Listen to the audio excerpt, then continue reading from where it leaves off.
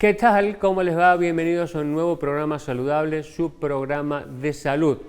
Continuamos ya con la última parte de esta saga de la enfermedad cardiovascular en la mujer.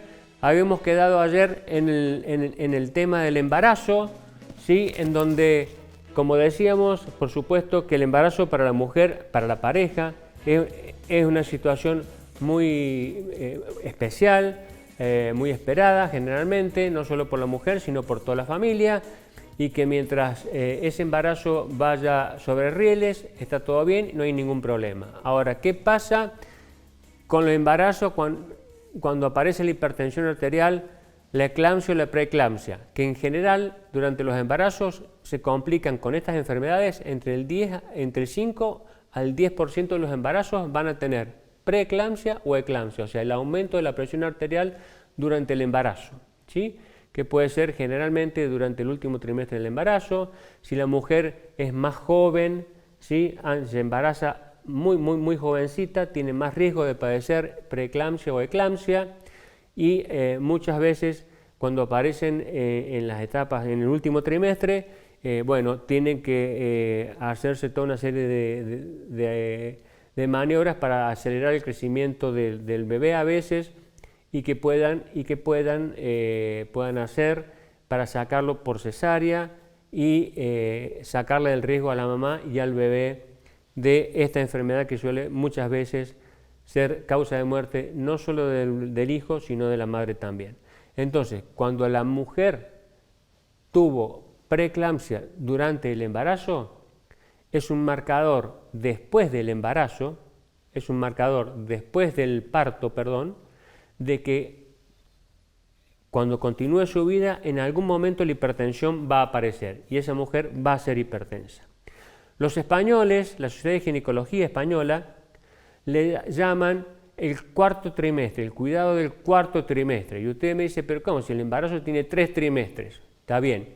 El cuarto trimestre es todo el resto que le queda a la mujer de vida posterior al parto, y que ha tenido complicaciones como la eclampsia o la preeclampsia o la diabetes gestacional, como vamos a ver, o ha sido una mujer obesa y después ha tenido problemas, o no ha podido bajar de peso durante el primer año posterior al parto, y eso también es un factor de riesgo a futuro para la mujer para sufrir enfermedad cardiovascular. Vamos a ir a la próxima diapositiva. Entonces, al haber padecido hipertensión arterial durante el embarazo, no solo es un gran marcador a futuro de que pueda ser hipertensa, sino que también se sabe que es un marcador para que tenga una alta chance de tener enfermedad coronaria, insuficiencia cardíaca y enfermedades de la válvula aórtica y la válvula mitral. O sea, fíjense el impacto que tiene en el sistema cardiovascular el hecho de haber tenido hipertensión durante el embarazo. Vamos a pasar a la próxima. Y acá, por supuesto, que todas estas enfermedades que decíamos, la enfermedad coronaria, la insuficiencia cardíaca, la estenosis aórtica y la insuficiencia mitral, los trastornos hipertensivos del embarazo se asocian con un envejecimiento mucho más marcado y temprano, acelerado. Es como que acelerara la enfermedad, el tiempo de la enfermedad cardiovascular, ¿sí? Y las condiciones cardiovasculares más diversas, incluida la enfermedad de las válvulas, no solo en las arterias, sino que también afecta a las válvulas.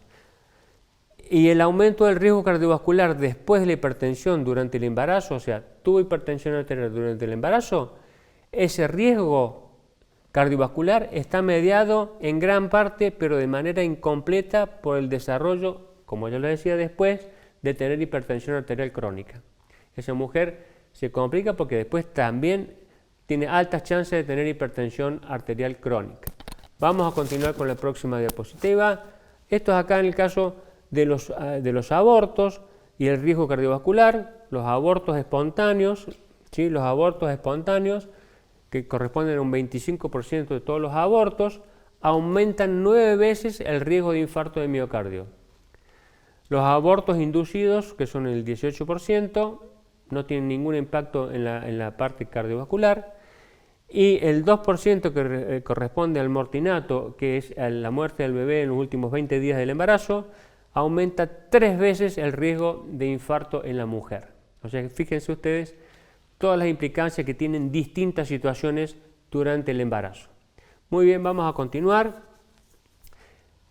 El embarazo en sí es un estado procoagulante, proinflamatorio asociado a los abortos recurrentes, a la pérdida fetal y el parto prematuro. Sería la causa de daño endotelial, que es aquella telita que protege las arterias. Entonces se rompe eso, ¿sí? Y afecta a la mujer a largo plazo, generando un aumento del riesgo de la enfermedad cardiovascular. Como yo les decía, los factores de riesgo lo que hacen es romper esa protección de la interna que tienen las arterias de todo el organismo, y al perder esa protección, esa telita que no es solamente una telita, es una tela que cumple la función de protección y de liberación de sustancias que son protectoras. Esas sustancias son protectoras y mantienen la presión controlada, favorecen la elasticidad de las arterias, protegen que no se produzcan placas de colesterol adentro de las arterias y las tapen. Mientras esté funcionando todo eso, no hay ningún problema. Pero en realidad eso es lo que pasa. ¿Qué pasa con la diabetes? ¿Sí? En el embarazo hay mujeres que son diabéticas y se embarazan. Eso corresponde en general. Hay distintos tipos de diabetes, ya sabemos la diabetes tipo 1, la diabetes tipo 2, que corresponde al 90% de los casos, y hay otras formas genéticas. Y está la diabetes gestacional, que es la que se produce entre el segundo y tercer trimestre de la gestación y que no estaban presentes antes del embarazo en la mujer. Esa situación la pone la mujer también en una situación a futuro, posterior al parto, en una situación difícil, no solo porque tiene un 48% de desarrollar diabetes después del parto, sino que lo que implica la diabetes en la mujer. En la mujer diabética, los eventos aumenta exponencialmente, hasta 4 veces la posibilidad de un infarto de miocardio y de eventos cardiovasculares y neurovasculares. O sea que el desarrollo de diabetes gestacional obviamente que es durante el embarazo, segundo y tercer trimestre, es un tema que posterior al parto hay que tenerla muy controlada, muy cerquita a la mujer, porque en algún momento tiene un 48% de ser diabética después del parto. Vamos a continuar con las imágenes, y como yo les decía, tiene efectos la diabetes en el hijo y en la madre. En el hijo a corto plazo y a largo plazo. Y en la madre también a corto plazo y a largo plazo. A corto plazo, hipertensión gestacional, eclampsia, preeclampsia. Por supuesto que hay que hacerle cesárea, y como les decía yo, a largo plazo, después del parto, el 48% de recurrencia de diabetes gestacional. O sea, después de haber tenido el niño, tiene un 48% de padecer la diabetes. 6 de cada 10 mujeres van a desarrollar diabetes mellitus tipo 2 después del parto, si tuvieron diabetes gestacional. Vamos a las próximas, ya las últimas. Acá fíjense, si la mujer con diabetes gestacional, la mujer con diabetes gestacional desarrolla diabetes tipo 2, ¿en cuánto? En 6. De 10 mujeres, 6 van a desarrollar diabetes gestacional. ¿Sí? 6.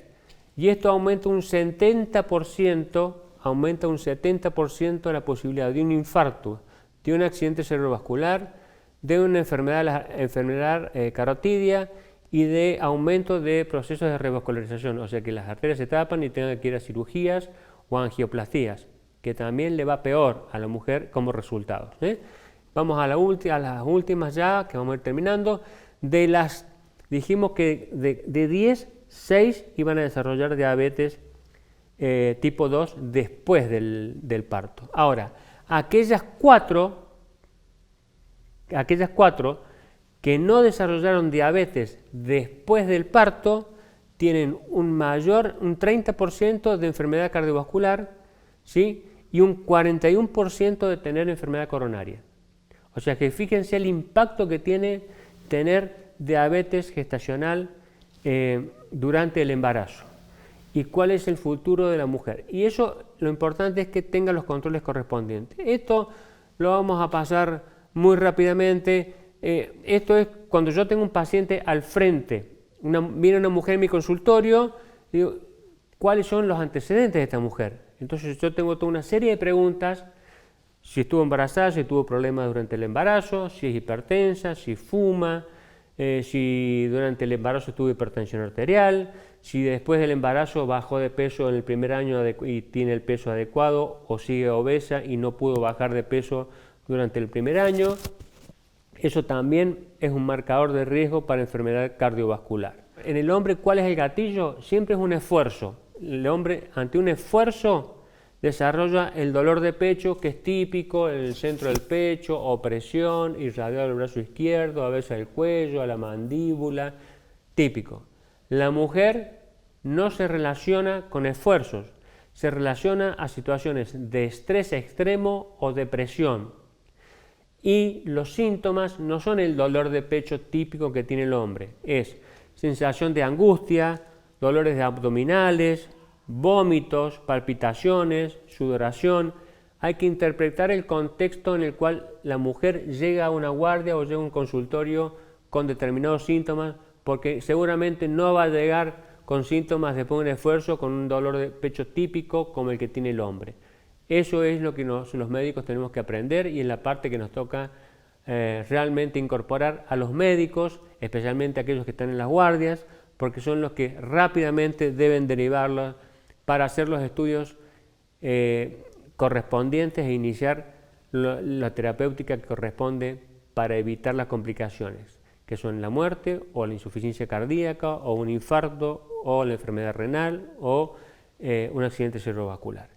Y ya para ir terminando, la cardiopatía isquémica, la diferencia, como siempre decimos, que la enfermedad en el hombre es una enfermedad de las arterias que se tapan, una enfermedad obstructiva.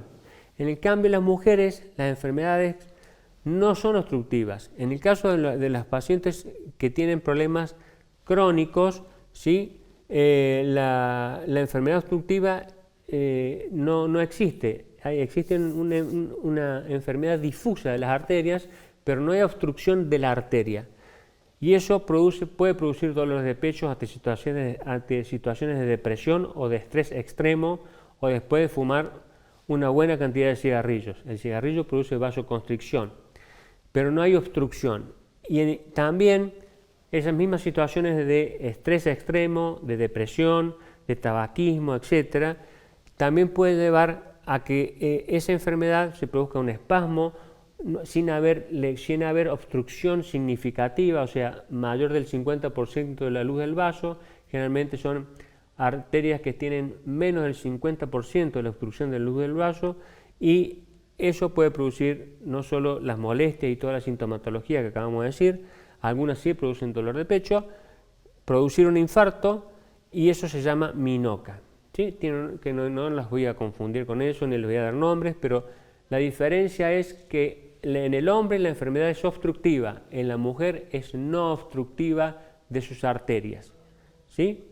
Y con esto ya terminamos la saga de toda la evolución y otra visión de tratar de entender por qué la mujer sí debe incorporar a la enfermedad cardiovascular y a los factores de riesgo, especialmente si son mujeres que están con mucho estrés, que tienen más de un trabajo, porque la mujer, está demostrado, los alemanes hicieron un trabajo, le metieron un tipo chip a las mujeres, entonces le marcaron que, para ver qué nivel de adrenalina tenían. Entonces eran todas ejecutivas de Volvo,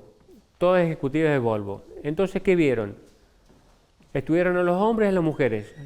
Las mujeres, mientras estaban trabajando, estaban con niveles de adrenalina altísimos, estrés.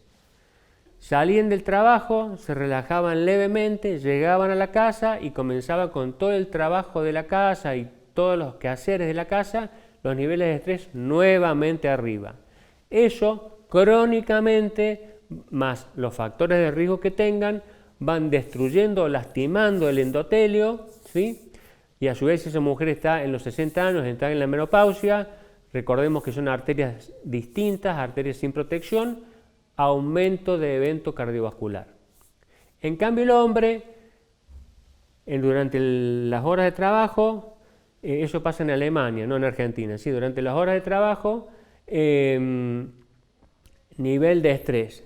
Sale del trabajo, llega a su casa, se pone las pantuflas y se pone a ver la Champions, se pone a escucharlo a Suárez, ¿sí? Entonces hace otra cosa, se relaja, ve un partido de fútbol, una película, ¿sí? Se va a jugar con los chicos, por ahí, pero no sigue con el nivel del estrés hogareño que tiene la mujer como responsabilidad social y cultural, ¿sí? Y entonces, bueno, esos niveles, al tener distintos niveles de estrés, por supuesto que tiene el impacto de que no tiene en la mujer. Entonces, entendamos que a las mujeres las mata el corazón, ninguna otra cosa. Cuídese, haga los controles que corresponde, sepa que hay un asesino silencioso que la está acechando. Si usted está en menopausia, fuma, es obesa, es sedentaria, es hipertensa, tiene colesterol alto, ¿sí? Si usted tiene un trabajo que implica mucho estrés y después cuando llega a su casa tiene una situación familiar complicada, todas esas situaciones la ponen en un extremo riesgo de padecer un evento cardiovascular. Y la explicación está en todo esto que hablamos, la cuestión genética, hormonal, cultural, social, laboral, etc. Así que espero que les haya interesado toda esta saga que hemos hecho durante la semana, como para darle la posibilidad de entender de por qué debe cuidarse. Espero que les haya gustado y nos vemos en el próximo programa.